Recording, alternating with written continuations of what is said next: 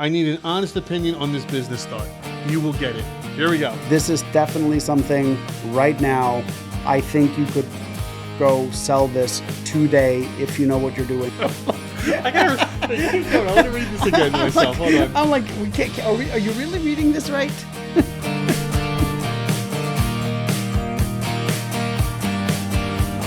So I'm Mike Terkanian. I'm an attorney in the Philadelphia area, Bucks County, Pennsylvania. And Gummi, introduce yourself. The founder of Red Knight Marketing Company. Work for companies pretty much across the U.S. Have a couple of major brands that I worked with in the past that I don't bring up. There you go. And what we're doing is, for years I've been going on Reddit, and people have been asking on business ideas especially, and asking, what I want to start a business. What do I do? How do I do with this? I have this much money. What do I invest it in? And I like to help participate in it. And then Gummi and I got together. And we thought, hey, this would be a great idea for a podcast because I'm a business attorney. He's business marketing, and it just might be a really cool approach to help some people figure out what they want to do with their businesses. So we're just going to jump right into it under the subreddit business ideas. Let's see. So 𝙎𝙩𝙖𝙧𝙩 says, "Hi everyone, I'm interested in starting a new business this year. Do you have any recommendations for a business to start?" Wow. Thanks, 𝙎𝙩. It's pretty open. Lots to go with there. Pretty open-ended. Hey, what do you think that? So I'm going to say yes. First of all, start a business, but start a business in the service industry, right? Interesting. There's a ton of businesses you can get in with low overhead. Because you got to remember, you're not marrying your business. You are getting into a business to learn business, right? So there's no better way than throwing yourself in the deep end and going and learning it, right? And there are a bunch of service businesses that require minimal skill sets. Okay, so let's talk about that, right? Okay. So give me a business that you could just jump into. Let's say obviously you need some cash, right? You got to should start like an LLC or something like that, right? You need some cash, some capital, but correct. Minimal, right? But even still, there's technically things you could start without any capital, right? Well, almost any capital. Like I could go right now to Walmart up the street. I could buy a mop and a vacuum, some cleaning cloths, and start a cleaning company tonight. That's capital. It's $200 worth, correct, right? But it's not. We're not talking thousands of dollars, I know. Right? Like, yeah. I always remember I was talking to a guy that started. You know him too. Started a landscaping company, and he started with a push mower. Right. Right, and then from the push mower, he mowed enough lawns that he could buy a riding mower. And then from the riding mower, he got another guy. So now it was him on a riding mower, another guy on a push mower. And then it escalated from there, and he's now, a multi-million-dollar business today? Yeah, exactly. No, that's exactly right. But it started with a push mower. Yeah. Right? So sometimes it takes years, sometimes it doesn't take quite as long. But no, that's a good point. Yeah. So 𝙎𝙩𝙖, yeah. So service-based business, right? So you got to figure out, most importantly, and this would be my advice on it, what do you actually want to do, right? Because it's easy to say, I want to get into this type of business and do this, that, or the other. But do you actually want to do it? Because let me tell you something. The first couple of years, you're probably not going to make any money. You're going to be spending 12, 14, 16 hours a day working on your business. Well, if you're not, then don't bother doing it. And then it's at times you're going to be like, wow, should I even have done this? This really sucks. I could be out with my friends. I could be out with my family doing other things. But instead I'm here running this business. So you got to be really, really passionate about it. Like this is got to be something you really want to do. Otherwise, I can guarantee you it's not going to work. But I mean, ideas for a service-based business. So there's a couple of different types of services, right? You have your, like you said, the landscaping, so your physical services, right? Correct. Going out there, cleaning yards or doing landscaping or, washing windows or something like that, right? Service-based businesses, but there's also the less strenuous ones, like, online, like marketing, for example, right? You don't have to have a marketing degree to be a marketer, right? You can log on to Google right now, or you can go to HubSpot or any of those things, and they literally have classes that teach you how to do all this stuff. It doesn't mean you're going to be great at it at first, but you'll be able to pick up a handful of clients and do some work and get more experience. I mean, window cleaning doesn't sound like something you need a skill set for, but in order to do it efficiently and effectively, it's still skills you have to learn. That's right? true. Yeah, like exactly. when you watch a pro window washer, you're like, how are they getting this stuff done so quickly? Well, they went and learned the basic skills, and then they took it from there, and experience took over, right? And same thing. You're saying there's all kinds of, a new one that's coming out right now that I think people should dive head into first is learn prompt engineering. Yeah, absolutely. There are no degrees required to be a prompt engineer, and there are a million jobs that are going to be upcoming in the foreseeable future where they may not even want to hire you. They may just want to contract you to come in and teach people how to prompt properly. Right. So think about artificial intelligence, right? You have your ChatGPT and all these other ones out there. The biggest thing, and you and I learned this the hard way. When you and I got into it really, really early. Yes, we did. Like I think December of 2022 or something The like that. month after ChatGPT launched. You and I were all over it. And the hardest thing was trying to figure out, what do we even ask this thing? Correct. How do you prompt it? Because it would give us all kinds of crazy answers. Sometimes one word differences in the question change the entire result. Yep. So, and this is all stuff you can go, like, there's now a library building of things you could do that are all AI related. Right. And there's no degrees for it. There's no college that's teaching this. This is all going out and doing the research and watching YouTube. And don't get me wrong, it's going to take hours upon hours upon hours to get good at it. But it's... Which it should.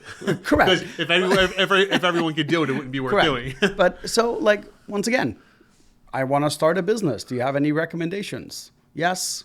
Something where you're literally trading your time for money. Right. Like that, at the end of the day, anything you can trade time for money normally has a very low cost of entry, very few legal requirements, right?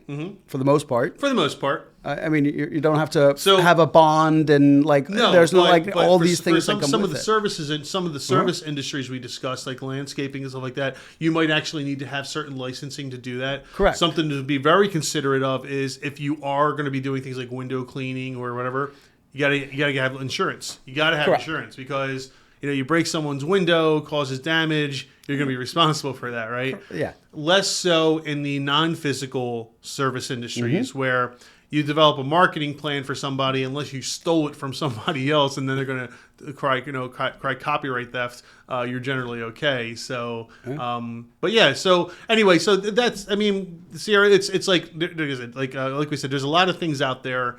A lot of different possibilities of what you can do. You're absolutely right, Gummi. Yes, time for money, right? We call it T for M, is where you're going to want to start.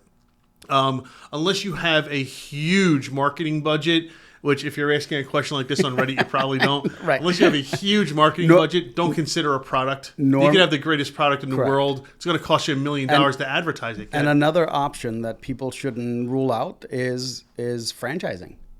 There are entry-level franchises that start at $1,000 that give you all the $1,000? Yeah. Who? What franchise can do There's $1,000? a bunch. Go on. Really? Go on Franchise Gate or go on any of these. They literally let you. Okay, but are they worth it for $1,000? I don't know. Like, what are you getting for $1,000 for a franchise? I've spent $1,400 seeing Tony Robbins for 2 days. Was that worth it? I don't know. Was it? Yeah. But it's really a lot of Johnny, we love you. Yeah. A lot of the franchises, what they teach you that's so important is your systems and your processes, and they give you some back end support. You have a place you can go ask questions. That's not YouTube. Right? So you can get into a low-level franchise, probably a good one for under 10K, where you still actually have support, where you have people that you can learn from. Just do your homework before you buy one, because 90% of franchises are designed, the low-level ones are designed as sales jobs, right? Is it going to hurt you if you have a business to learn how to sell? No, not at all. Right? You need to do it no matter what business you get into. Correct. You can't run a business without selling. So even some of those should be looked at as legitimate options for someone that doesn't know what they want to do and is just looking to start a business. Right. Okay. All right. You got all that? Good? All right. All right, moving on. Let's see what else is good on Reddit these days. All right. That one doesn't. Oh, what was that one? The website one? This one? All right, we'll look for it. All right, it's from Paracelsus Solo says, "Hello guys. I'm planning to start a study website for students all over the world, which basically works like Reddit, where you can post anything regarding a certain subject or topic in communities like subreddits and communicate with other students. Students can post their study notes, for example, which others can upvote or downvote to determine their quality and reliability." Oh yeah, there's no problem with that, right? I'm also considering to include features like specific chat rooms for certain subjects or topics, or a personal dashboard in which students can save others' study notes, kind of like Pinterest, or manage their own study sessions by keeping track of which study notes or posts. As a starting amount, and to also compensate the amount of money I have to spend to start this website, I will charge about $3.99 every month for access to the site and to use its features. What do you think? Do you also consider this to be a fair deal? Thanks for any feedback. Well, he's about to get feedback. There's a lot. Yeah, there's a lot to unpack there. All right. So first of all, your price point's too low. Number one. Well, it all depends, right? So because didn't he say somewhere in there that he's looking to make this global? Oh, sure. Looking to make it. If it gets global, you get 2 million users, so, $3.99 a month is great. We don't know. So based on where he puts the dollar symbol, right, I'm going to say this guy is not in the U.S.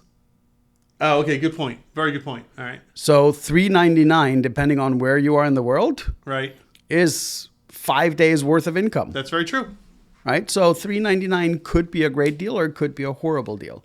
The one thing I can tell you is generally websites with a subscription at a low cost subscription have a horrendous turnover rate, right? Like your retention is horrendous. Right. And if you're doing this for school, at best, you would have a 4-year retention, depending on what degree or what school they're taking. Right.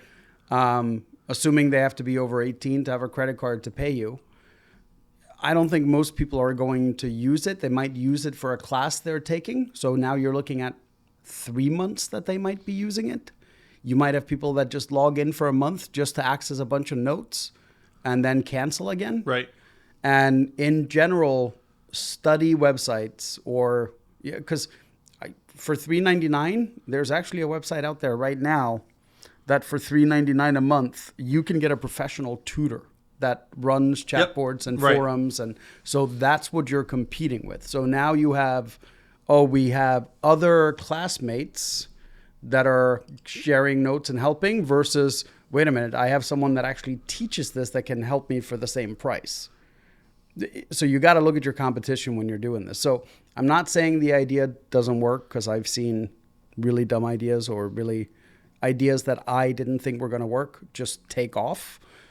In this one, I would start with a small audience and test it. Like, perfect, you're on Reddit. Start a subreddit on a topic and see if the concept even works. Do a proof of concept. So that's kind of where I was getting with it earlier, right? So first and foremost, what you're doing is it's like trying to start another social media company, right? You're not challenging Facebook. You're not challenging Pinterest. You're not challenging any of those guys. You're just not. You're not going to be capable of doing that. So why not go where the people already are? Like you said, Reddit, they're already there. Yep. Another thing is, if you're looking to monetize the service, what you're essentially asking somebody to do, and you got to think about this, you're asking them to spend money to upload their notes to your service so that you can sell those notes to somebody else. Mm-hmm. And what do they get out of it, right? They're not really getting much out of it, Right. It reminds me way back in the day. Remember like the old termpapers.com and stuff like that, where you could... If any of my teachers are listening, no. I never heard of that, I never heard of Well, that. let me fill you in. What is it, Mike? Let me fill you in. Is it? So it was there were these websites you could go to, and magically they would have term papers that were written on various subjects. I mean, you pick a subject and it was available. We're talking about the early days of the internet, like 97, 98. What? Yeah. Early days. Existed? The internet existed back in 1997. You wouldn't believe it.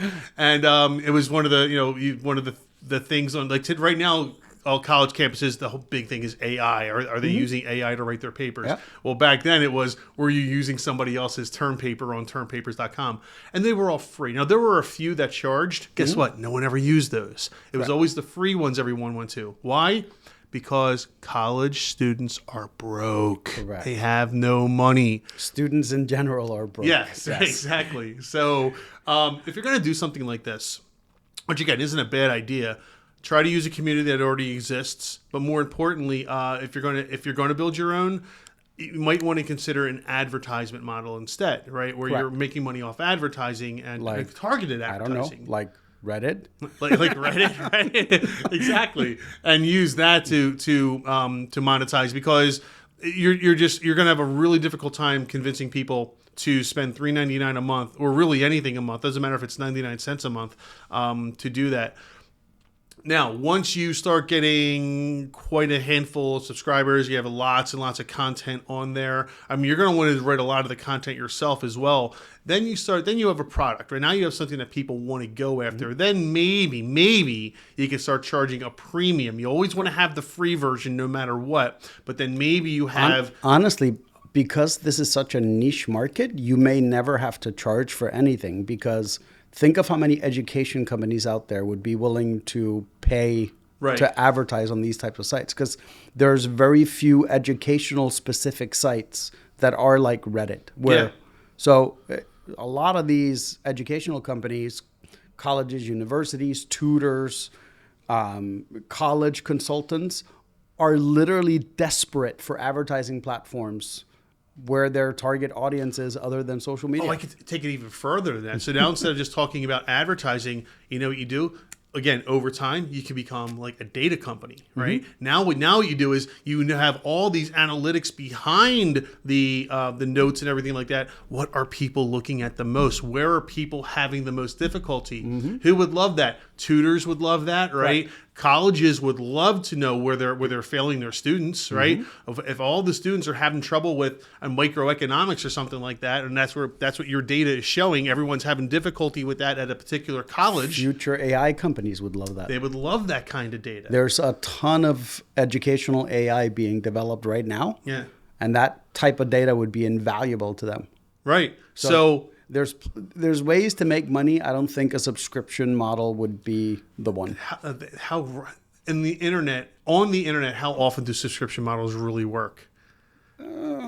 Not. I mean, unless you're like the New York Times or something like that. Well, unless you have something extremely specialized, right? They generally don't work horribly well. Right. Like, they don't. I'm not saying they don't work, but they work. I'm saying it. They don't work. They work when whatever you're buying is expertise, not when you're buying someone else's best guess. Right. Right. Yeah, there you go. Right. Gotcha. That makes perfect sense. Right. So yeah. Anyway, all in all, this one downvoted. No, don't downvote it. I'm just for that, I'm going to give him an upvote. Okay. All right. There you go. All right. Let's see. What else do we have here? Idea. This is in the UK. I don't want to talk in the UK only because, although I'm going there next week. Did I tell you? I'm going there for the Phillies game. What, to the UK? Yeah. I used to spend a lot of time there. Yeah, I know. You're from Iceland. Yeah, I know. We had a lot of clients back in the UK back then. All right. Let's see. All right. Here we go. I need an honest opinion on this business thought. You will get it. Here we go. What? Okay. You don't want to give an honest opinion? No, let's go. Okay. It's horrible. If you have to start by asking for an honest opinion, you know it's horrible, and nobody has had the balls. I'll tell you about. How about one of us give our honest opinion, the other one give a BS positive opinion? Okay, perfect. But they won't know which is which. Okay, go for it. All right, this is from International Map 727. I was thinking, what if someone combined TikTok with Shopify and Upwork? Oh dear Lord. I know TikTok already has built-in shops, but it's catered more toward entertainment. What if you could open an app and just have products and services that you would want? An algorithm can learn about what you like and recommend you entertaining videos and products or services. So If you're into makeup, you could get recommended short style content like TikTok and then buy what the person is selling if you're interested. You basically open the app, ready to find something you might like. If you're a freelancer or a copywriter, you can advertise yourself and build your portfolio on the app. If someone likes their energy, they can then message each other and make a deal. You think this is something that would work if tweaked a bit? I'm not sure. I can. That's not really fully thought out. The problem is he just described both TikTok, YouTube Shorts, and Reels. Right. The question is, can you put them all together? But they are already together. Correct. Yeah. This is what people are already doing on these platforms. It's just, my recommendation would be go look up. Wait, is this your honest recommendation? This is my honest recommendation. Okay. Stop scrolling whatever you're scrolling on TikTok and Instagram right now and start looking up businesses on Instagram and TikTok and YouTube. And you will realize that Instagram, for example, is 100% what he's just describing right now. All we need is the shopping feature built into Instagram, right? Which is coming. It's not, yeah. So, like, he's basically describing what Instagram is doing right now. So, is it a legit business idea? Instagram seems to think so. Yeah, it's already happening. Right? YouTube Shorts is doing the same thing. But let's put aside for a second. Let's put aside for a second that's already out there. Right? Let's assume. No, just hold on. Bear with me a second. He wants our honest opinion. Okay. Let's put aside. I'm sorry. We don't know if it's he, she, or what international map. It could be anybody. Yep. All right. But they want our honest opinion here. Let's put aside that it exists. What would you do?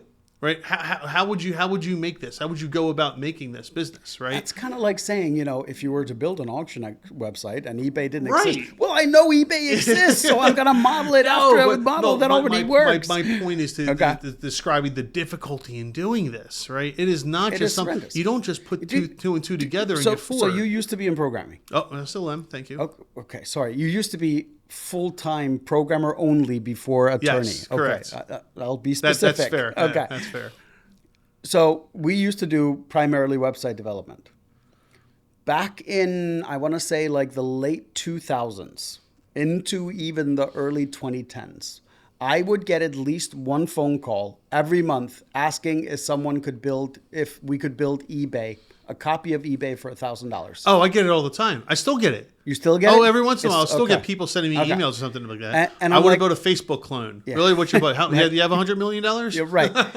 What people don't realize is once you're into this social platform and the social engineering and the algorithms and everything that's needed, the need for the user base, right? Because everybody forgets Facebook didn't start public. It was only available to college students.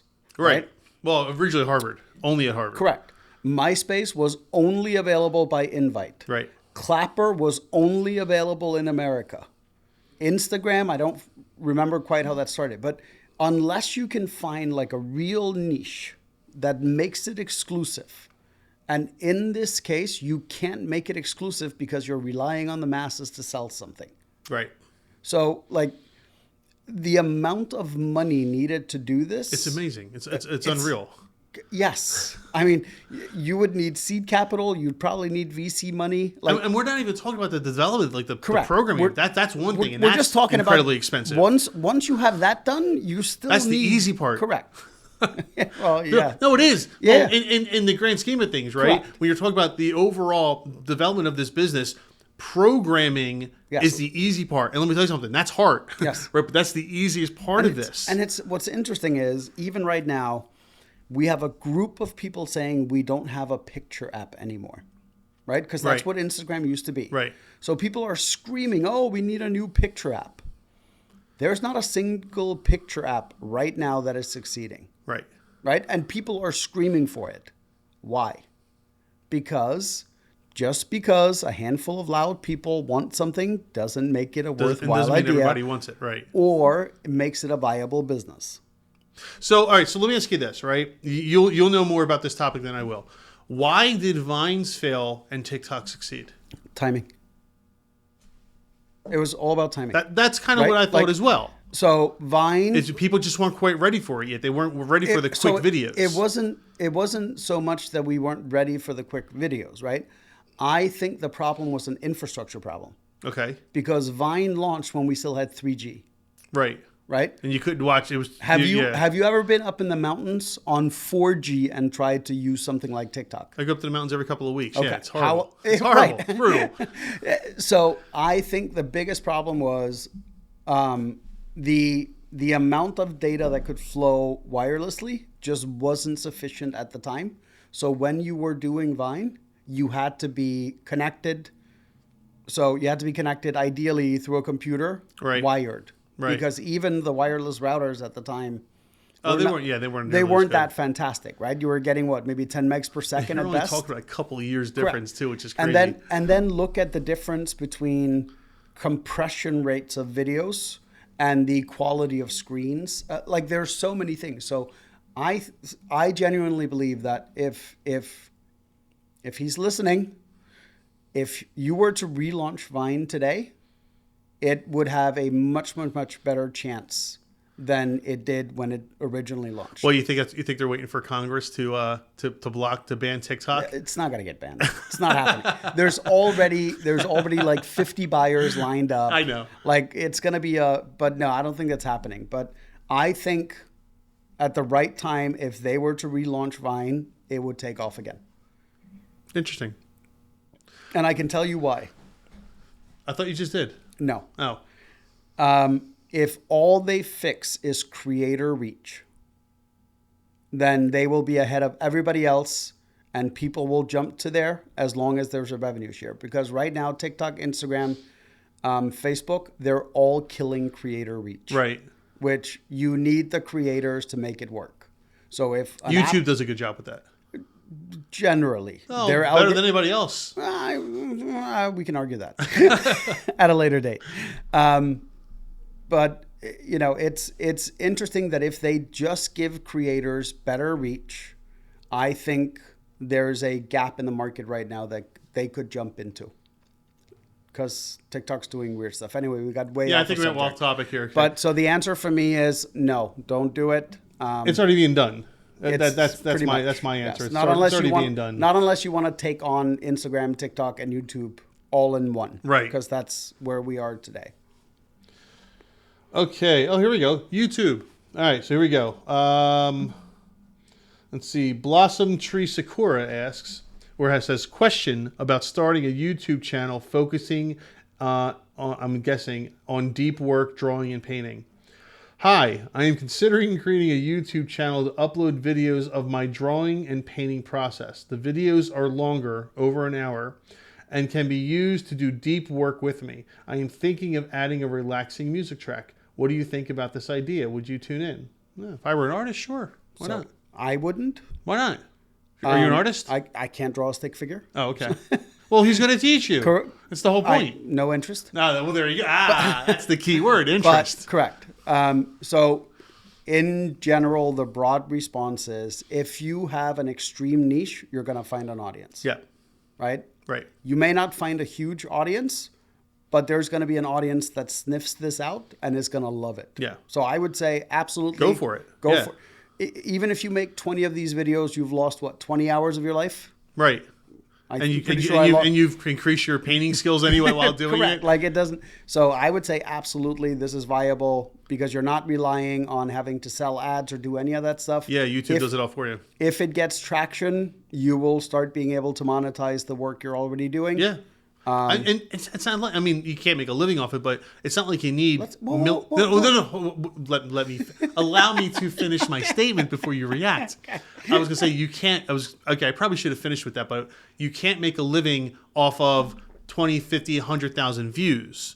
But you can make some money off of that. You can make a good, it's a good side hustle. But so here's the thing. What I'm saying is you don't need millions and millions of views to make a side hustle. No. And there's other ways that you can monetize it. Right. So you can make, if you are an artist and you're doing deep work, you can make a deal with, Dick Blick. You can make a deal with and put products into your videos as brand products. And if you are getting 100,000 views as an artist, some art company is probably going to call you and be like, hey, do you want to use our products? Right. Right. So sponsorship opportunities, of course. Correct. And there's all kinds of side things where people can make money off of these. Like I know a creator that when they had 11,000 followers on TikTok, were making $1.2 million a year off of TikTok.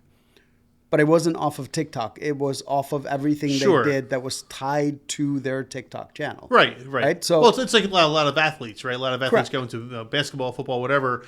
They get most of their money from their endorsements. correct. Tiger Woods didn't become a billionaire, or Right. Michael Jordan from their contracts with They the get- they- sports teams. right, they get- it right, was the exactly. contracts with the advertisers, Exactly, right? yeah. And then turning that more money into more money. Exactly. But yeah, so no, hands down, Yeah. yes. No, this is a great idea. I low, like this. low barrier of entry, huge Yeah. upside, very little downside. If you're really good at what you do and you want to share it with other people and you're it. putting it out there for free, people will eat that up Yep. all day long. Yep. And yeah, you allow YouTube to monetize it for you as you build your following. You can start, getting some type Ultimately, the end goal would be, I know we just talked about subscription sites are bad.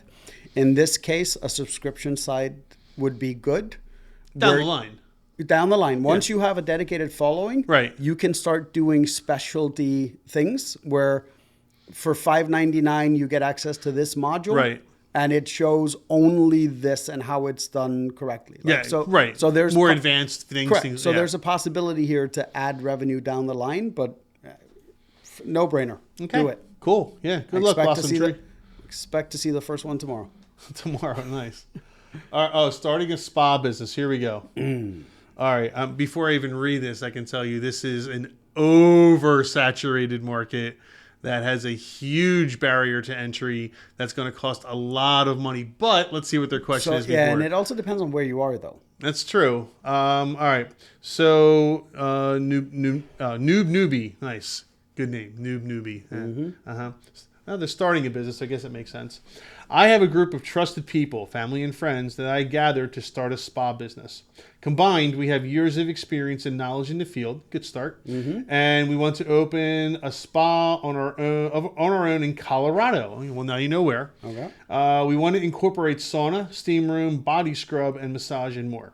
Currently, our main problem is finance, and we don't have enough capital to start it. Any tips or advice on starting and finding investors?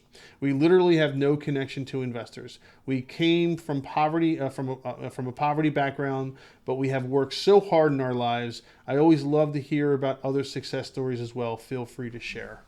Okay.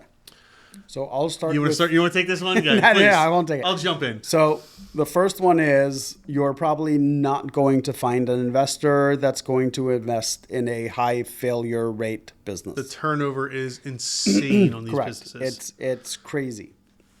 And most people don't know that because they only know a handful of spa owners, and it's because they've been around for a while. They don't see all the ones that come and go.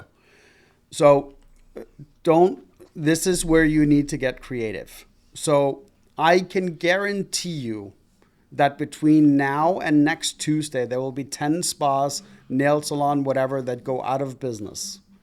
Go onto these auction websites and find this equipment that's being sold secondhand from the businesses that went out of business, because you're going to be able to buy all of this for pennies on the dollar. Oh, easily. Yeah. Yes, if you're used to working hard, then guess what? Then you rent the Penske truck, you drive to wherever this stuff is being auctioned off, and load it in your truck and drive it back to the spa you want to open. Make sure you start with a space that's smaller than what you think you'll ultimately need, and then just do a 3 or 5 year lease on it, because the less overhead you have in the beginning, the more likely you are to be able to build the clientele. And this is a location business. You need to be in an area where you can charge enough that it covers everything that you need to buy, pay, so on and so forth. Well, the other side of this ticket is too that, I mean, people are very they're very loyal to their spas. Like, you go to a spa that you like. I don't go to a spa. My wife goes to a spa, and like when she finds a spa that she likes, that's it. That's the one she goes to. Until something goes wrong. Pulling her away from that spa. I mean, the brand loyalty when it comes to things like this, like spas, beauty houses, things like that, it's unlike anything I've ever seen before, right? It really is. It's pure dedication. Like my wife, I think, loves our kids just a little bit more than she loves like her spa. She's been into her same hairdresser since almost like 1995. The same hair. She will not go anywhere else. So you get this brand loyalty with these people, because it is a very personal experience. Correct. And sometimes it's kind of risky going somewhere else. So you got to take that into account as well. You're going to have difficulty getting people up front. You're just going to, because these people, you might get the people that come in and try it out, but the people that are going to keep your business afloat, they're the repeat customers, the ones that come every month or two. They're going to be brand loyal, and it's going to take time to build them into repeat customers. These are the type of businesses that normally do really well with advertising, like Welcome Wagon, right? Which are the envelopes you get when you move into a neighborhood. Because the first spa they try, if they like it, they're what do we have here? The Clipper, I think we have something like that. So, well, Clipper magazine is different, but there's Welcome Wagon. There's a handful of these that basically they send out a welcome package when someone buys a house or moves into a neighborhood. Oh, right. Yeah. Okay. So I know you said like your wife has been going to the same people for 30 years.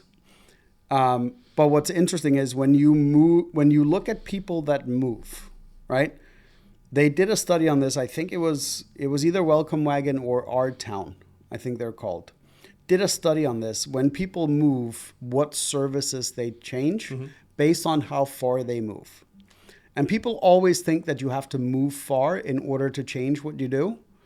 But it was mind-blowing to see that someone that moved like 3 miles, something like 28% of people will actually like switch their dentist because Get of out. it. Yeah, the numbers are mind-blowing. Like restaurants, takeout places, the number of people. Restaurants I can see.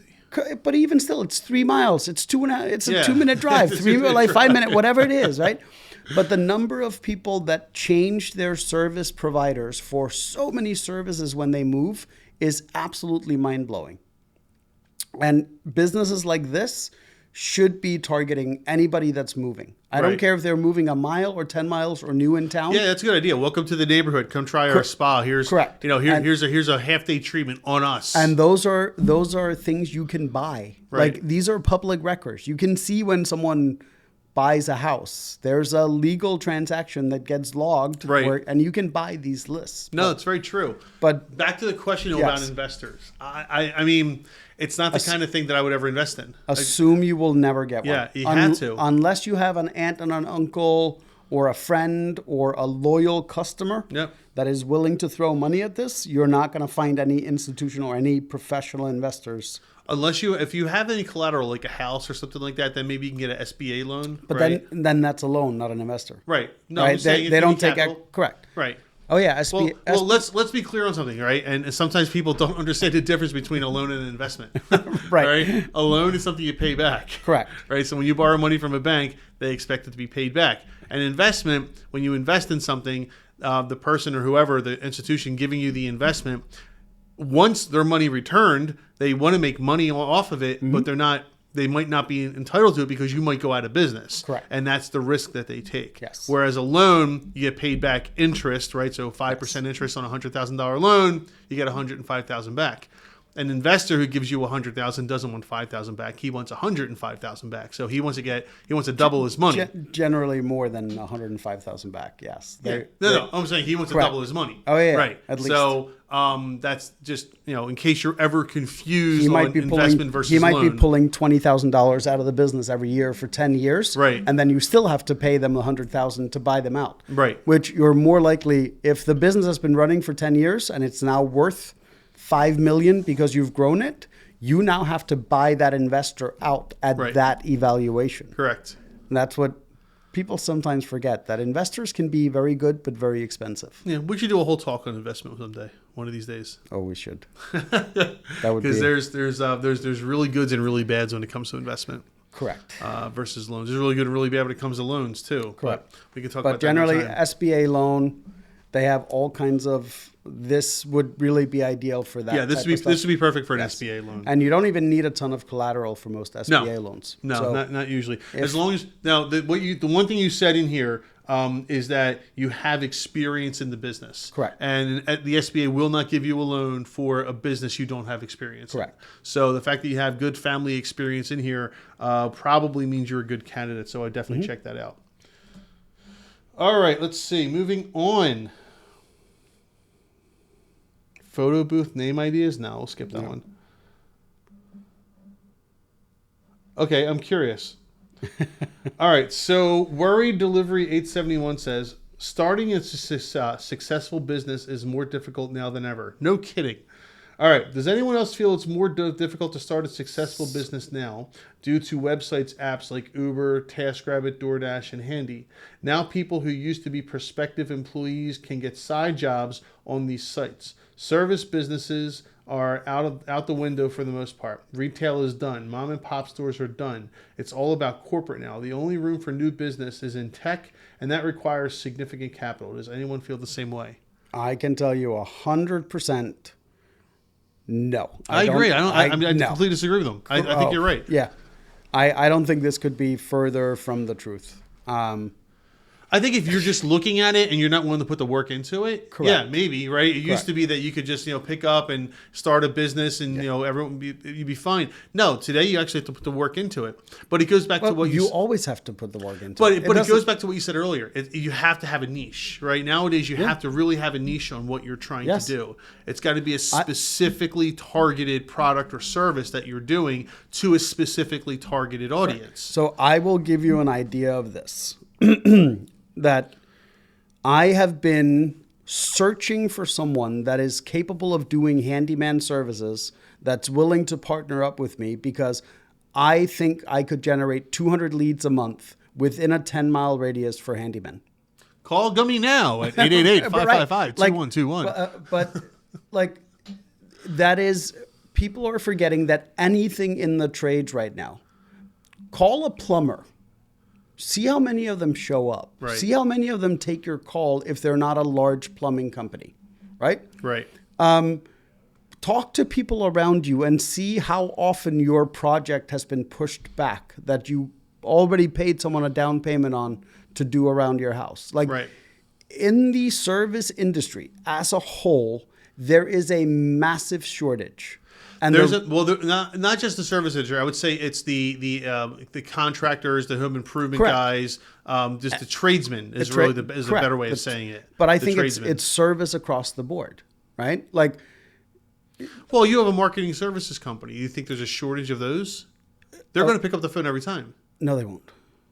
Really? You would be amazed. I would be amazed. So I'd love to hear that. I read a statistic the other day that 80% of all leads generated for small businesses die out because the small businesses don't get back to them. For what reason? How often does someone pass you a lead and more than 24 hours pass from the time it's... So that's when it's considered dead, after 24 hours? After 24 hours, the person who was expecting your call considers you dead. Interesting. All right, anyway, get back to the point. But that's why this is important, right? Is because we said, Angie's going to kill marketing for the tradespeople. Right. Right? It didn't. It didn't. Not even close. In fact, it's made it easier for us than ever to get clients. All of these apps are opening up new doors. They're not killing off things. They're opening up other venues. And I think 100% if you're in the trades, opening up a business today is easier than ever. And I can tell you, right before COVID hit, I was sitting at the cigar shop, and in walk these three kids. And I kid you not, they were kids. One had just graduated high school that spring, and two of them had been out doing work for 2 years. So they were 18, 19, and 21, I think. And they were starting their business. They were buying their leads off of Angie's List. I happened to run into one of those guys 6 months ago, and the three of them already have a 7-figure business in 4 years. I'm not surprised. And they are no longer using Angie's List or any of that stuff. All they did was they went out, they did good work. They didn't make a ton of money at first because they were building their reputation. Right. And now they're doing 7 figures, 3 guys, low overhead. killing it, right? But the trades are an anomaly right now, I would say, because what's happening, and it's very clear as day, is kids are being taught go to college, go to college, go to college. Don't go to tech schools, don't go to trade schools, go to college, college. And for every 100 plumbers we might make 20 years ago, we're making 5 today. Correct. But I mean, if you look at the question, correct. But everything he's asking about is non-skilled labor. Non-skilled, exactly. Well, handy is skilled labor. Handy, of course. Right? Right, I was but saying, non-skilled. It's still, you can go be a handyman. People don't realize that there are people out there right now paying someone $75 to come hang a photo because they can't get a screw into a wall. Yeah. Right? Yeah. So none of these apps are going to kill any of this. If anything, it's going to bring out more people that are willing to do more things that won't need these apps anymore because there's a shortage of all these people, right? Jersey is thinking about passing the law where gas pumps no longer have to be attended. Finally, after 100 years. Yeah, but why? Because gas stations are screaming, we can't get the labor. Right. So, because who wants to do that? Right now, who wants to do any of this stuff? Who right? wants to do that? Right? Who wants to do power washing? Who wants to do any of this? Right? But there are lots of people that enjoy it. They like doing those jobs. That's why they have a business doing it. Correct.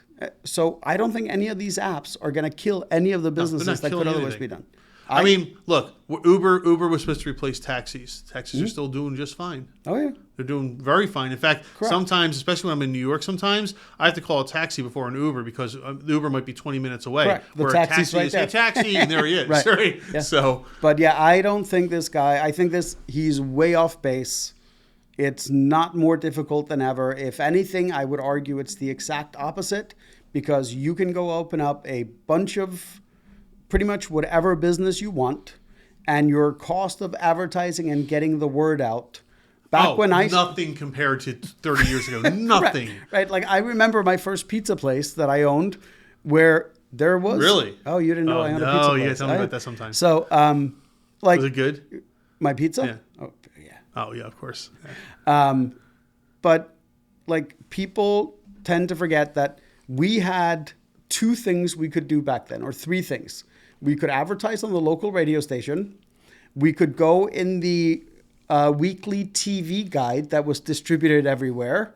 We could stand out front with a sign. Or put flyers on people's doors, right? Or put flyers. Right. Like all that, direct that was advertising. correct. That was it. Yeah. Right? Now, you can literally go on Facebook, join your community group, and leads will be magically created for you because there's going to be someone that says, hey, I need help hanging a door, or hey, I need a ride to the airport, or hey, I need people are out there sharing what they need. So no, I would argue the exact opposite. It's easier than ever to start a business if you're willing to do the work that most people aren't. Yeah, I agree with you. I mean, I think the starting the business, anyone can start a business, right? I can stand up right now and say, hey, I'm starting a business doing X. Doesn't matter what it is. It's making money at the business, of course, and that's all done by marketing, right? And hey, look at that, we got a marketing expert right there. And you're absolutely right. Correct. I can go online right now, having no experience in my business before, and if I say the right words to the right people online, even if I say the wrong words sometimes to the right people online, I'll have 20 people at my door wanting my business. Yes, it is. So you're right. This is the ease. I would say this is the best time to build a business. Yeah.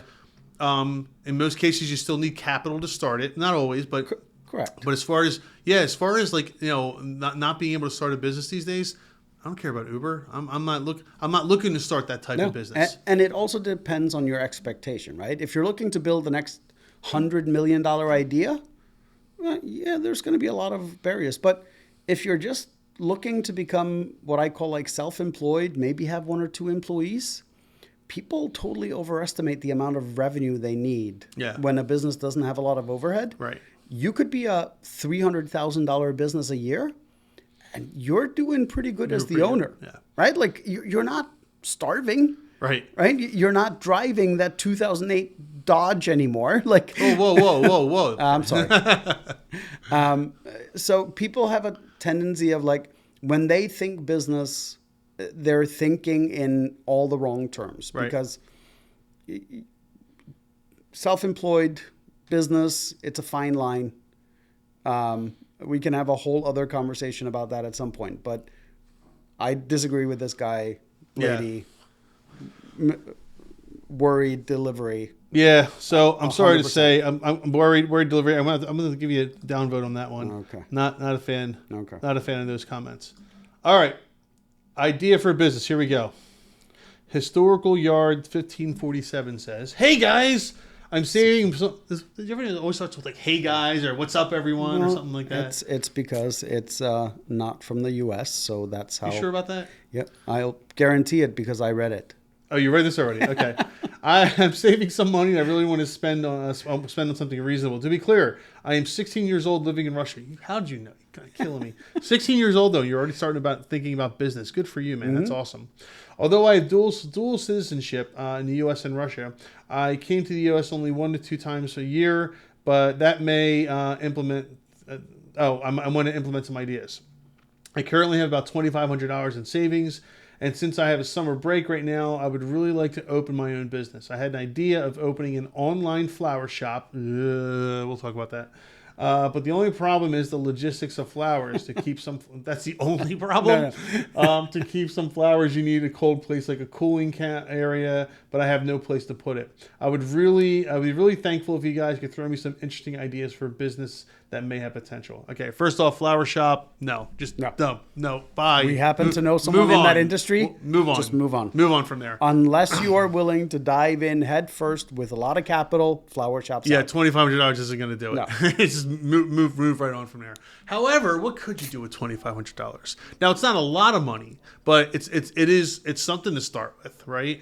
Yeah, but this is such an open. So if I had $2,500 and I could travel between Russia and the U.S., and assuming he speaks Russian, because it looks English as a second language based on how he writes. Looks like he lives in Russia, yeah. I would find a way to sell other people's time.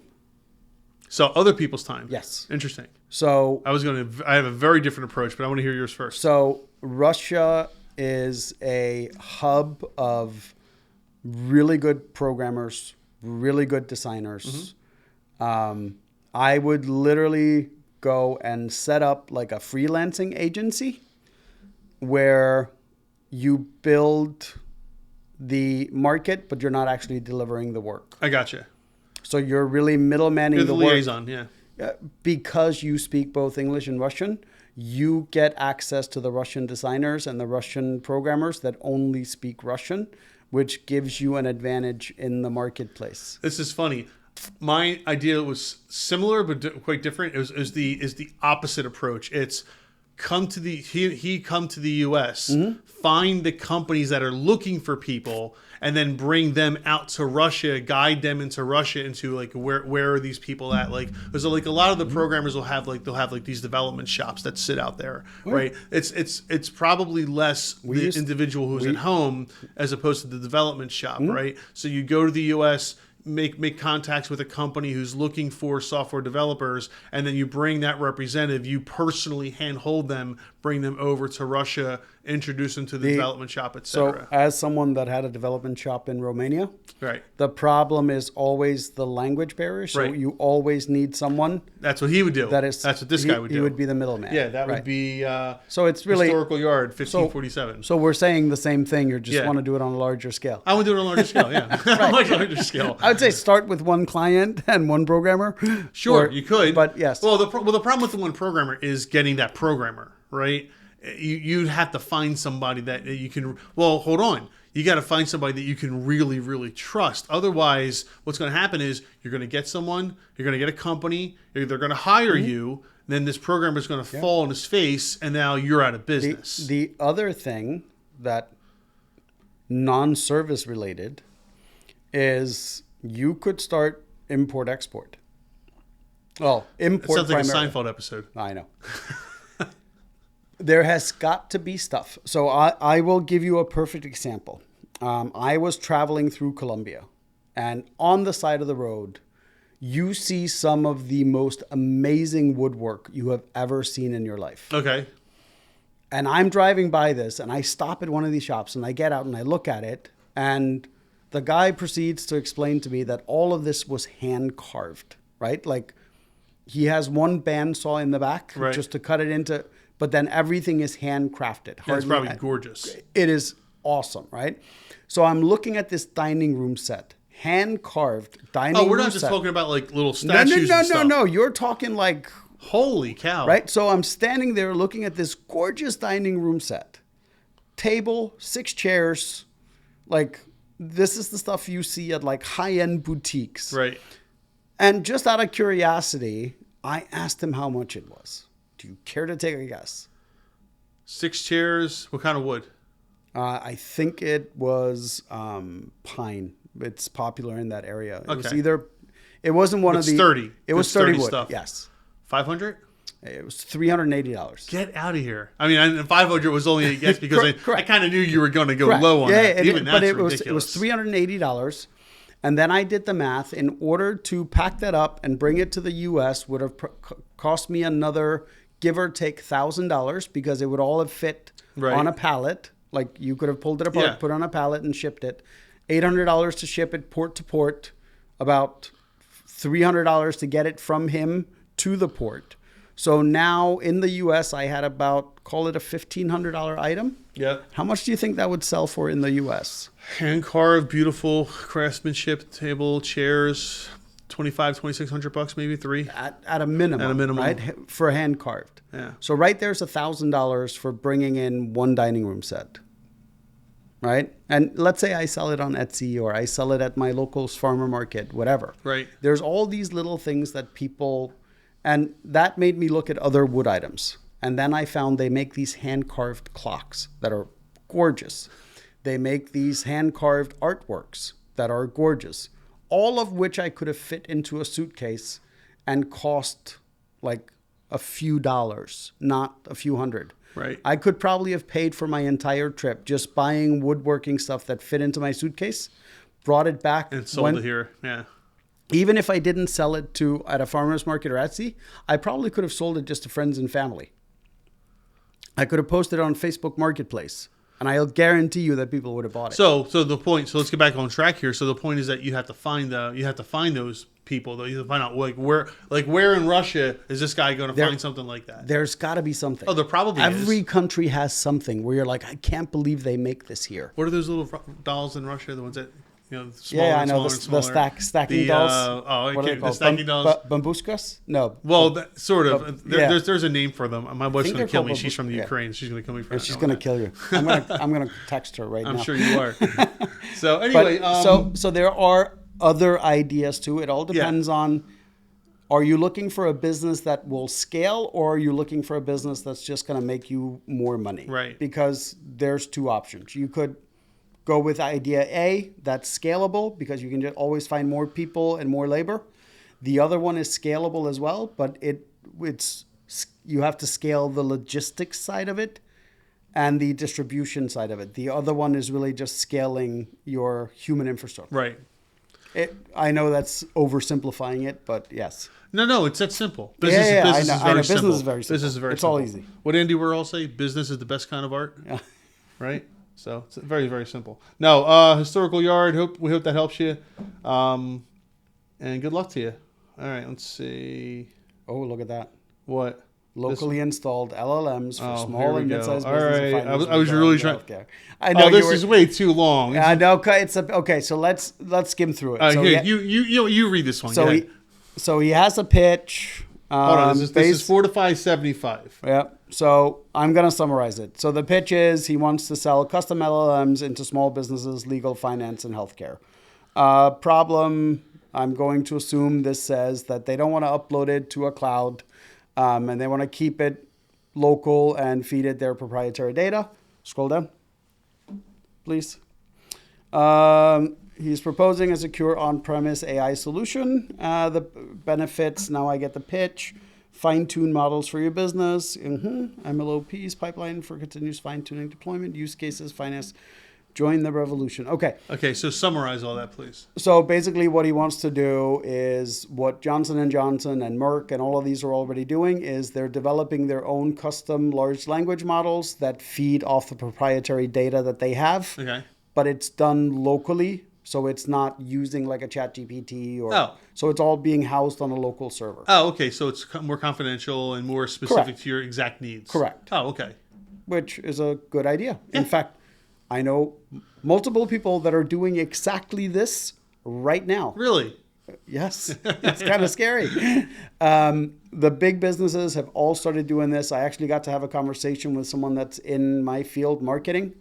Not only have they started developing it, they've started developing specific LLMs within the pharma industry. So right now, they are a marketing company for pharma that have an LLM that is specifically designed around pharma marketing. Not even the pharma as a whole. Gotcha. Just specifically around that. So they feed it all kinds of marketing data. They feed it statistics, how many people are sick with something.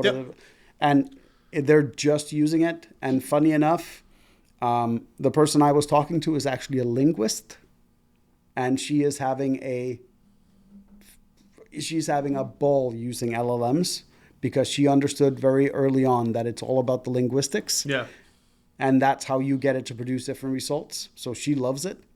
But this is definitely something right now, I think you could go sell this today if you know what you're doing and how if you know what you're doing. properly. Yeah. Yes. We started playing with that about a year ago in the law, my law practice. We started, if you remember, we started building a language model. And all we were doing is feeding it cases and statutes and everything surrounding certain areas of law. And it was doing pretty well, but we lost time and interest in and building it's not the model only that, it's also the problem, and you remember this case where the attorney down in Washington, Maryland? Oh, for the airline? The one that used ChatGPT to write the... Oh, yeah. I teach that in my CLE, and it gave actual like cases, but the cases didn't exist. The cases didn't exist. The rulings didn't exist. Correct. Oh, it was fantastic. So I would say be careful what industries you're implementing this into. And if you can fix the hallucination problem, which is what every single large language model company is trying to do, you probably can't use it for any legal, like final paperwork. No, but guidance only. But absolutely if you look at it as a entry level paralegal that is doing, it's guidance. Yeah. Absolutely, this could be done. There's other industries where I think this could be implemented where people aren't implementing it. On the other hand. But everybody goes after the big ones, right? Law, health, and what was the last one he was suggesting? I don't know. You read it. I didn't. Retail.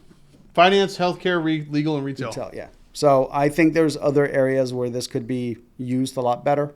I think anything from like contractors to anybody that has to write reply emails and their primary profession is not sales. Using this as sales tools and helping them quote stuff and all that, I think is a hugely underdeveloped market that people should be looking at implementing these AI models as well. No, very, very briefly, and I do mean very briefly, you mentioned hallucinations. Explain what that is to people that might not know. So a hallucination is basically the large language model making things up that never existed or don't exist. So, for example, it will give you an argument that is not based in reality, science, or anything that actually exists. Yes. So so in my CLE, here's the example I give. I say, give me 5 bike models that'll fit in the back of my truck, right? And let's just say that for whatever reason, there's only 3 in actual existence. Yes. Because I told it to give me 5, it will make up 2 bike models that don't actually exist because I said give me 5 of them. Yes. That's a hallucination. You will get the vroom vroom foldable 6,000, right? Exactly. So that's hallucinations. So always be careful of those when using AI for anything. All right. So anyway, so we kind of like this idea. So 4 to 575, not bad at all. I love this idea, but I think you should expand on the target because markets. the markets you're looking at are already being done by super companies. Correct. I mean, these gigantic corporations are already taking that on. All right. Let's see. This is interesting. That's not even a word, so I'm not going to pronounce the name. But cheap ways to make sure anyone in need has organs available for transplants. I don't even know if that's legal. I can't say. I was thinking the other day, why do we try and use pig kidneys in human organ transplants and struggle to have a surplus of organs when the foster system is right here? I'm seeing if it's possible to adopt some people to help other people with their amazing life-giving organs kept inside. So is this a good plan? What? He wants to go. Is this a troll? I want to say it's a troll, but based on how messed up people are. But you know what? Let's go with it. Let's run with it. I think what he's looking to do is he's looking to take kids out of the foster system and then harvest them for organ donorship. So the island. Yes. Right? It's yes. the island. Yes. That did not end well. No, it did not. It did not end well for anybody. Let's go with this. Let's assume this is not a troll. So first of all, I don't know if you know how long the foster process is until you have legal rights. Yeah, it's years. Yeah, it could be years. So now it takes years for you to develop your product source. I gotta keep going. I want to read this again myself. Hold on. I'm like, we can't. Are you really reading this right? The foster system is right here. It's got to be a total troll. It's got to be a troll. But let's give him a troll answer. So yes. This is very doable, but you have to keep in mind that once you adopt the child and you have legal guardianship over it, it's not like you can harvest unlimited organs from a human being. Actually, something like that. So this guy's answer is great. You could have the donors live in a fortified complex. When you were ready to harvest their organs, you could pretend they have won a ticket to a new life on a tropical island. It's the island. It's the first thing I said. Oh my God, it's so funny. But so, first of all, highly unethical. Secondly, probably highly illegal. Yes. Although, would it be illegal though? So just hear me out. This is crazy, but just hear me out.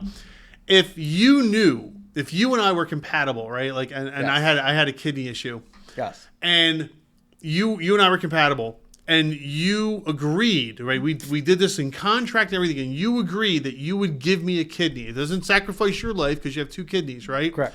But in return, what I'm doing is I'm helping you financially. I'm taking care of your kids, putting them through college, blah, blah, blah, blah, blah. But that's not what he's talking about doing. No, but I'm not talking about him. He's a troll. Correct. But I'm saying, let's think this through a little bit. So this actually has, I think there's precedence for this. There is precedent for it, yes. Sure. Yeah. So is it still unethical? Let's talk about ethical and legal. Is it unethical? The difference is it's a contract between you and I. Yeah. I am not going out and adopting a child who can't make a contract and doesn't understand. And then I sign the contract on their behalf because they're a minor for you to take care of me, and they can, once they're 18, it's like, see ya, right? Like, so that's where the contract between you and I, very different. The contract between you and I, I'm just for me to harvest a minor. I'm just asking the question. Two consenting adults? I am okay with the 2 consenting adults. I'm not okay with with a minor? Not okay with a 6-year-old? No, harvesting organs from a minor for profit. No. Okay. So, no, we don't like that one. Not the best business idea. All right. Clips for towels at the beach. Ooh, this is interesting. All right. This is from Hayden Almeida.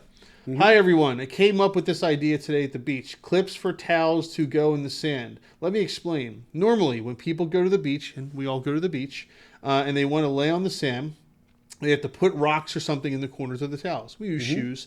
While this is popular, it doesn't work very well, and the sand gets all over the towel. And when the wind picks up, by the way, the towel goes everywhere.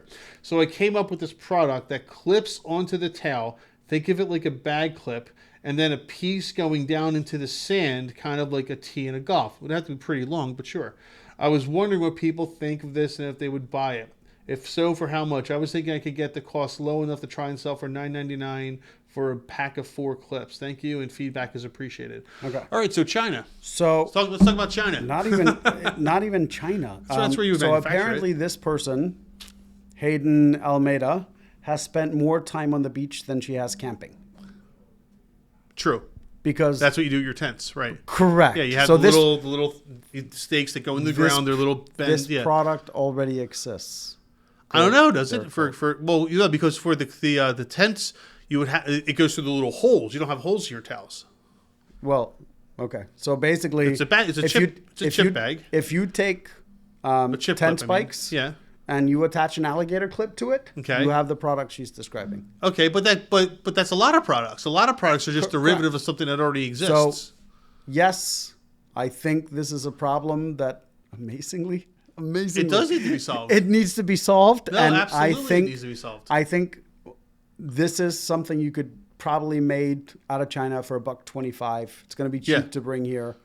Do a low run demo, find a manufacturer, come up with an idea of how you want it to look. Yep. Build a prototype of it, then find someone in the US that already has relationships in China with these factories, and there's a ton of them around, and have them build you an actual functional prototype and take it on TikTok and show it to people. And if people like it, to me, this is a Shark Tank idea. I kind of like this idea. I think it's a Shark Tank idea. They love those little $5-10 things that everybody in the world will buy. People will easily buy for them. Yeah, but then they're completely disposable too. For $10, everyone will dispose of them. I know, but now we're back to talking about the investor versus just being able to fund this. I'm just saying. If you're paying $1.25, $200 for shipping.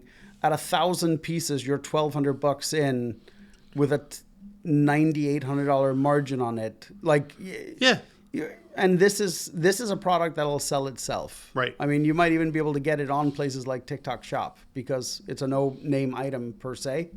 I think this is the kind of product that slips your mind until you're at the beach. Mm-hmm. Right, so this is probably where it's in the stores when you're at the beach on the boardwalk or whatever. Correct. Right, Correct. Maybe it's 7-Elevens or something like that. You could start by, this is what I call educational selling, because you're solving a problem that people don't realize they have a problem with until they have it. Right. Correct, and then they forget about it as soon as they leave. So this is a preemptive. You sell this on places like TikTok and Instagram and YouTube, and then yes, at the beach shops they would probably eat this up. Packaging is going to be super important for this if you're selling it at a retail store, so that it's very clear what the product does. Yep. Because it's probably going to look odd. Yep. Because you're going to have these long spikes that have to go into the sand, and then some kind of clip on it, so it's going to look odd. Now here's the first issue, though. Now this going back to being an attorney, is there a patent out there for it? Right. That's the first thing you want to do is make sure there's not already an existing patent on this, which there may very well be. Because if there's an existing patent on a tent spike with an alligator clip on it, there may very well be. Oh, there might be. Because unfortunately, there's a lot of these patent shops out there. What they do is they just come up with ideas, patent the idea, have no intention on ever actually making the product, and then wait for someone else to make it. Wait, so you're telling me years ago when I said you need to put some kind of sensor in a mailbox, and then when the mail goes in it, a light goes off in your house, I could have patented that. Yeah, why not? Well, because Ring finally made it. Yeah, I know. So I could have patented that back in the 90s. Yes. You know the This is why you need to learn more about stuff you don't know anything about, because I even had a drawing for it. I had drawings made, everything. I had it.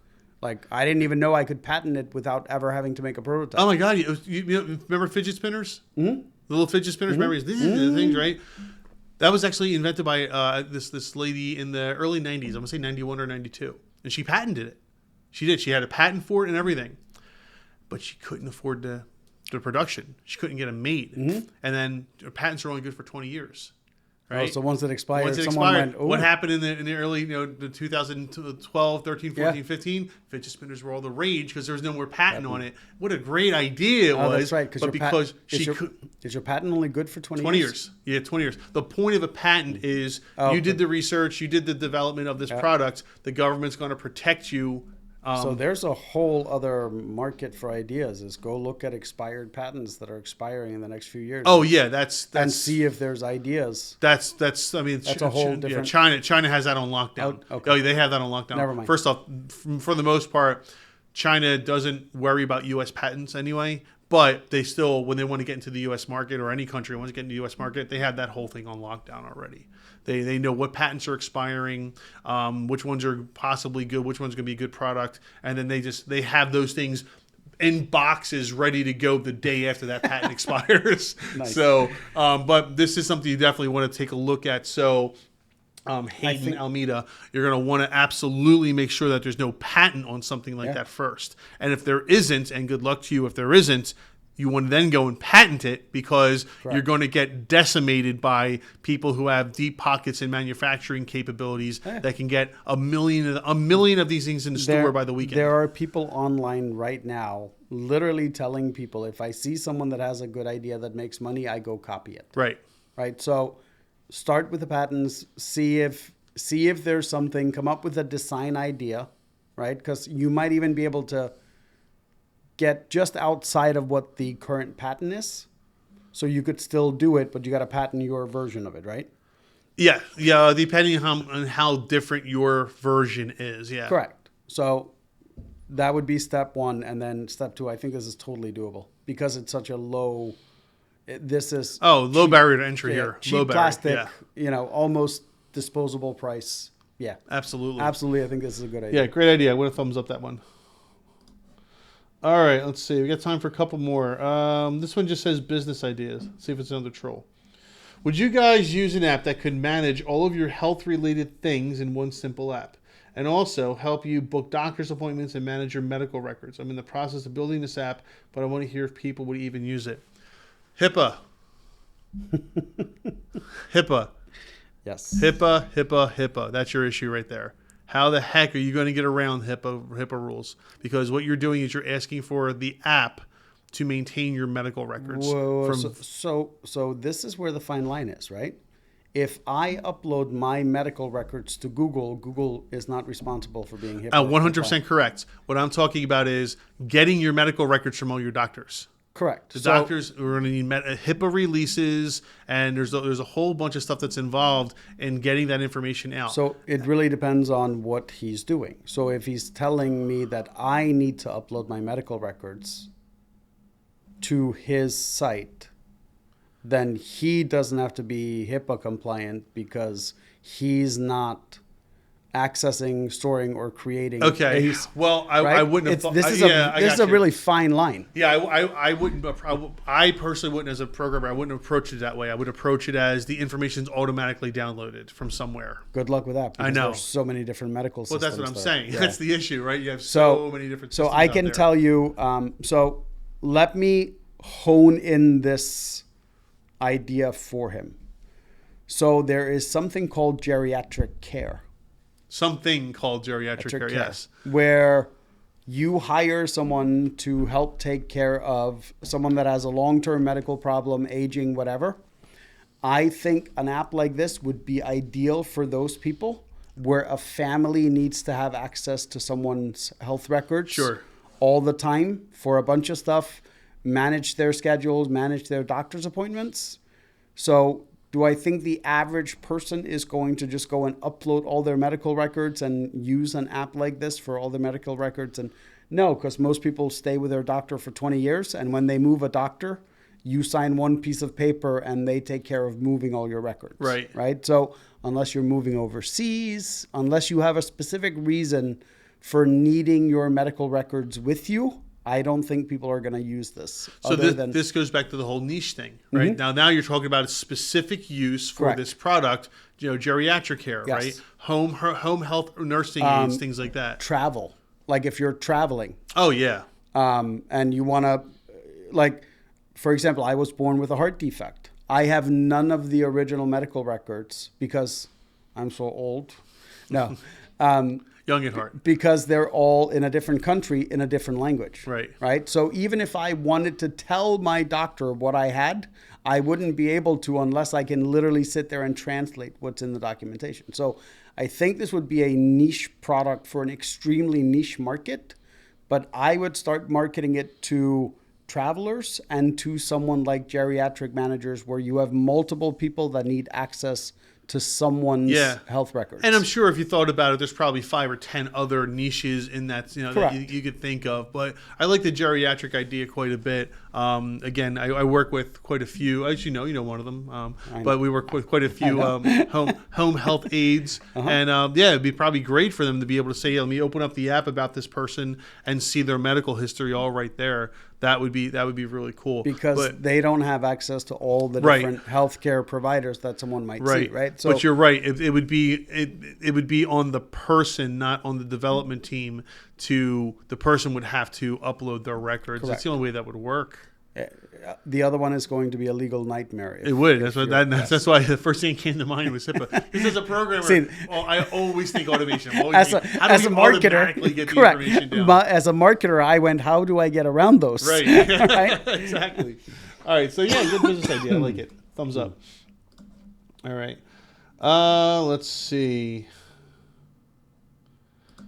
Here we go. These are my favorite. 25-year-old male with $100,000 but no idea. First off, good for you. Mm-hmm. Hi, everyone. I'm currently investing on stocks and crypto. I knew he was in crypto. It's the only way you get that at 25. I'm not doing pretty bad and will take my money out of crypto this bull run later this year. Okay, sure. I'd argue that, but okay. I would like to start my own business. Would not bother to invest even a lot of money, maybe $100,000. I don't have any ideas. Important info. I live in Switzerland. I speak French, German, and English. I've been working a few years in the pharmaceutical industry. My notable passions are chess, golf, bouldering. I don't know what bouldering is. Do you? Okay. Is that like rock climbing maybe? It might be. Okay, and I don't have a car at the moment. Could you guys help me find a way to get some ideas? Well, as I said earlier, it's about what you're. I would think it's what you're passionate about, right? So if you're passionate about chess, golf, if you have experience in the pharmaceutical industry, that might be somewhere to start. Is think what kind of ideas revolve around the stuff that you actually enjoy doing. So for this one, I have a completely different take. I can't wait. Buy an absentee-owned franchise in Switzerland. You love franchises. So here's the thing. The average McDonald's franchise has a net profit margin for the owner for $100,000 a year. They have a failure rate of less than 3%. All the training materials for every single one that's going to work in your organization is already laid out by McDonald's. Mm-hmm. You are basically an investor at that point in time. So someone that's already investing, that's already understands trades, that understands strategic movement, wants to be not bound by something, has worked in pharma, understands processes, procedures, and all that stuff. Why go through all the hassle of creating your own business and building all of this stuff out and figuring all of it out if you're just looking at it as an investment? I'll tell you why. Why not buy something that's just turnkey, and then you buy a second one, and then you buy a third one, and then you buy a fourth one, and now you have a little franchise empire in Switzerland selling Krispy Kreme and Dunkin' Donuts and Smoothie King, like whatever it is. Most people don't realize that the most franchised country in the world, or at least was, I think, 10 years ago, was Germany. Yeah. Right? Franchises are extremely popular in Europe, and they have much better legal protections, and the framework for it is totally different than in the U.S. So here's why my difference of opinion on that one. He's 25 years old. Yes. Right? Well, yeah, I think that's the reason why not to do that. No, right? that's the absolute reason to do it. Hear me out. Go on TikTok. Just hear me out. Go on TikTok right now. As a listener, go look up the kid that is logging his journey as a Subway franchisee. He's 23 years old. Mm-hmm. He bought a Subway franchise, and he is literally logging his days. He's probably killing it. He's killing it at 23. Yeah. Right? And it's because all the business stuff was literally handed to him. He learned how to do all the business stuff from the franchisor. It is brilliant. If you really aren't passionate about business, if you don't have, I have this burning desire to do this, then franchising, absolutely. If you're just doing it for the money and nothing else, look at it as an investment. I don't care what you're passionate about. We know a guy right now that bought an IV franchise. Yeah. Do you think he's passionate about IVs? Do you think he's passionate about... I get what you're saying, but hear me out for a minute, okay? So one of the things that I always try to talk to my clients, especially the younger clients, is it's okay if you fail, right? In fact, sometimes I even hope you fail when you're young, because you'll learn very valuable things that will help you succeed later on in life. And I know what you're saying about the franchise model, but my problem with the franchise model, and this is just because I've never been in the franchise model. Maybe I don't know, right? Maybe, I know you have. Maybe you know better than I. I grew up in franchising. I know. My problem with the franchise model is you are beholden to whatever the franchisor tells you have to do. And in some cases, they don't give you the opportunity to make mistakes. They don't give you the opportunity to fail. And all you're really doing is playing from a playbook. You're not learning a damn thing in so many cases, right? Because you're not allowed to. You're not allowed to take risks. You're not allowed to do things on your own. Once again, if you are starting a business just as an investment, and you are just looking for money in, money out, franchising is a much, much, much safer bet. If I told you go buy penny stock or go buy NVIDIA right now, right? Which one would you go buy? Right now? Me? Penny stock, but everyone else is doing NVIDIA. Correct. I would go buy Google. I would go buy Amazon. Right. I would go buy the businesses. I would go buy Johnson & Johnson, the most boring company on the planet that has outperformed every single stock on the market since 1972 or whatever it is, right? Because if you can get into business for the sake of getting into business. You don't have to get into business doing something you love. See, that's where I differ. Okay, so my thing is, and maybe love's not the right word, but no matter what you do, you need to learn from it, right? Yeah, I feel like you can learn how to just run a business, and then you can run a second business and a third business. But that's the thing. I don't know that you can in the franchise model. Maybe in some franchise, because you're doing what they tell you. You're learning you have to do it this way. You are learning how to run a business profitably. You are learning how to run their business profitably. You are still learning how to. But you may. What do you learn in college? Nothing. Yes, you do.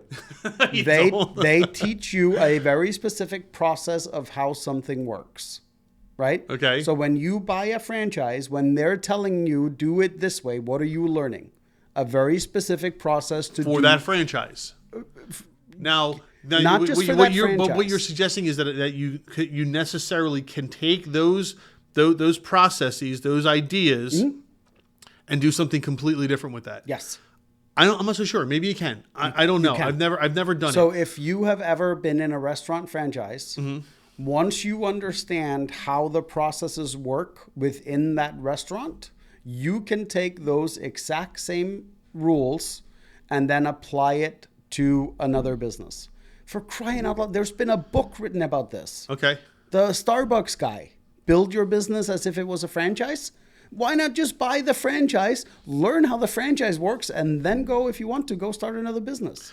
So I guess I'm a little off put by it because I've known quite a few people, maybe 4 or 5 people that have started franchises in the past and just got absolutely killed.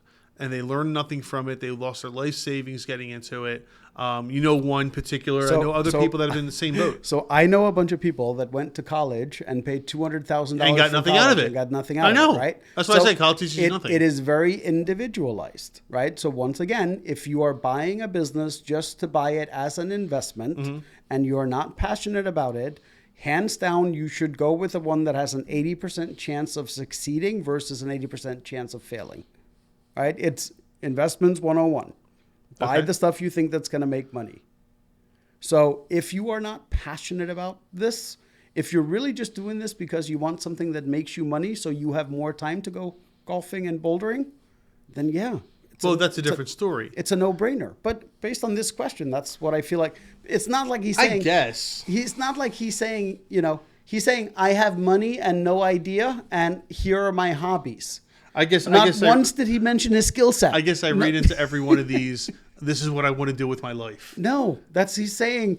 If I wrote this, I would be like, okay, so I need something that allows me more time to do these other things. Correct, right? So what's the answer? Buy a McDonald's, right? They're absentee-owned franchises where you hire someone to run it, and you get $100K a year on average as a McDonald's owner.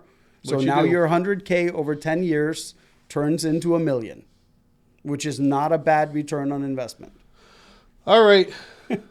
We'll agree to disagree on this That's one. 100%. But thank you, Lycos Reddit. All right. Let's see. It's time for one more here. You pick. Small plot of land nearby airport. Oh. I like it already. Flexible. I like it already. All right. This is from Bandwidth Overload. Small plot of land nearby airport. Hi, guys. My folks have a small piece of land near an airport of a city with roughly 300,000 inhabitants. Is that a city at that point? I don't know. It's a town. A town has about small that, right? city, maybe. Yeah. The surface is almost 3,000 square meters, acres, 0.7 acres. Does that, I get that? Yes, that's right. So and is located in an area. Sorry, we're not on the metric system here, buddy. And it's in an area. Some of us still think in the metric system. Let's be clear. In some industrial real estate development nearby. I don't think the agricultural and potential is really there for a relatively small surface like this unless you invest a lot of and produce something organic. Utilities and asphalt roads are about 100 meters from this plot of land. I don't think a parking lot is an option because the market is kind of saturated already. I was thinking about a tree plantation, but not sure what direction to take this. Does anyone have any thoughts on a potential business? Oh, I thought we were talking about like actually building an airport. I was like, yeah, love it. I can't wait. I can talk all day about that. He's talking about using the land is near the airport. All right, so we got a bunch of land. I'm going to guess it's fertile land since you're talking about trees and things like that. It's not like desert land or something like that. That would be my guess.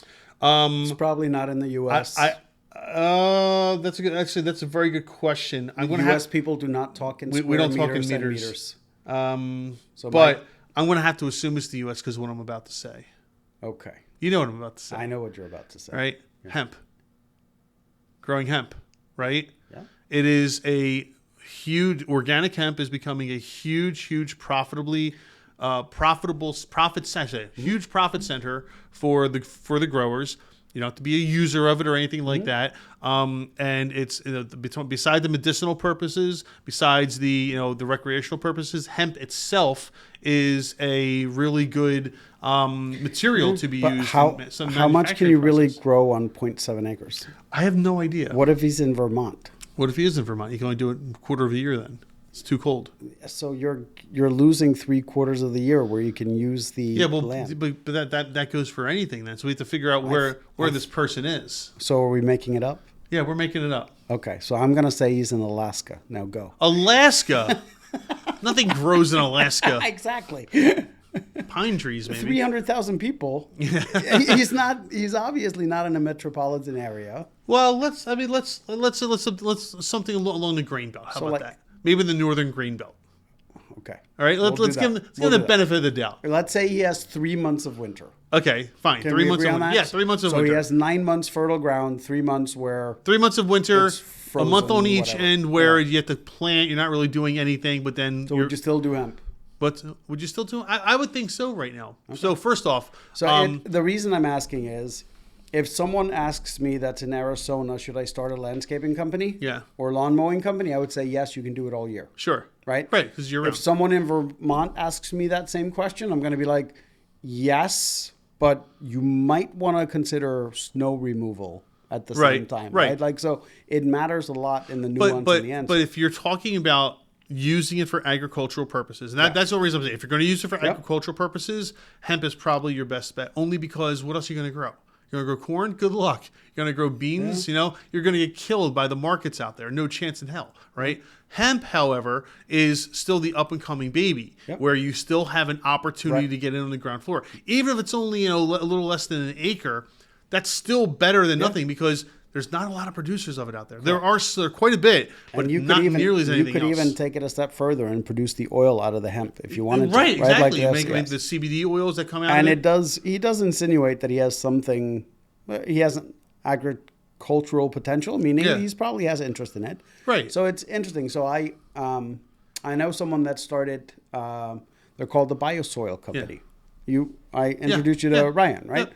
So it's very interesting that they started out in soil and agriculture and taking care of their soil, and they are looking at getting into hemp production, and selling specific growth kits for that, because they are saying, he ran the numbers by me. It was something like, if you can grow your own hemp, it is, I think it was 1/40 of the cost of buying the hemp plant yourself.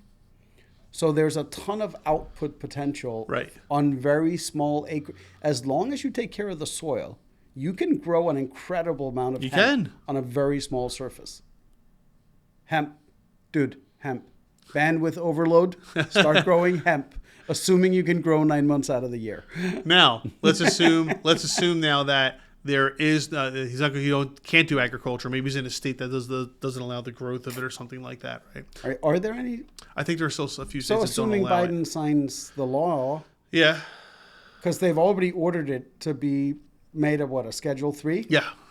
Does- Well, marijuana, yeah. Yeah, but wouldn't the plant then also just be a Schedule 3? You know, I haven't looked at the language of the proposal, the proposed law yet. I know as of right now, there are still about 5 or 6 states you can't grow hemp in. Okay. And you can't send it into either. Okay. So even the THC products or the ones that are part of the Farm Bill Act. But another idea, if you don't want to go recreational, that I don't know why I'm seeing these pop up in the weirdest places, but like these rope courses. Have you seen these?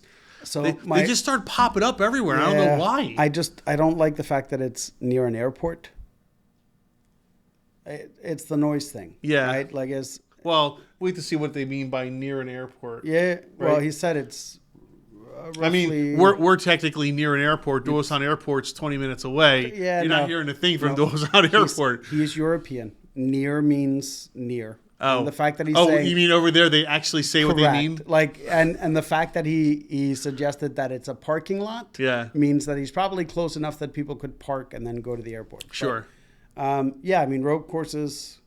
If you, Well, no, if you're that close to an airport, it wouldn't make sense. I don't think I would. But I don't know. I don't know why. Have you seen these? I've seen like 5 of them I know, pop they're up in this popping area everywhere. alone. I don't know what's going on. It was like what was the fad? 3 escape rooms, Yes. right? They popped up everywhere for axe throwing places. My God, those. But I'll tell you, the number one business that needs to pop up everywhere is Topgolf. It's top. Needs to be everywhere. Needs to be everywhere. I've heard that. I don't know why. So across the street from where we're sitting right now is huge open land Would be that would be perfect for a perfect Topgolf. for a Topgolf because there's nothing around here. There's a lot of money in this area, but there's no Topgolf. Isn't Topgolf a franchise? Shut up. I'm just. I actually don't know that. Is it a franchise? I'm pretty sure it is. Is it really? So you could go open a Topgolf right across really the street, should. as long as you can get the land. As long as you get, I you think can Topgolf get is a the land franchise. We're easily. gonna have to look after this is over. I'm gonna look up whether Topgolf is a franchise because I think it is. And we'll report back. All right. So anyway, bandwidth overload. Yeah, seriously, if it's something you're seriously considering, if you're in the U.S., it sounds like you might not be. But even in your local area, consider hemp production because I'm telling you, it is assuming it continues on its trajectory here in the U.S. Yep.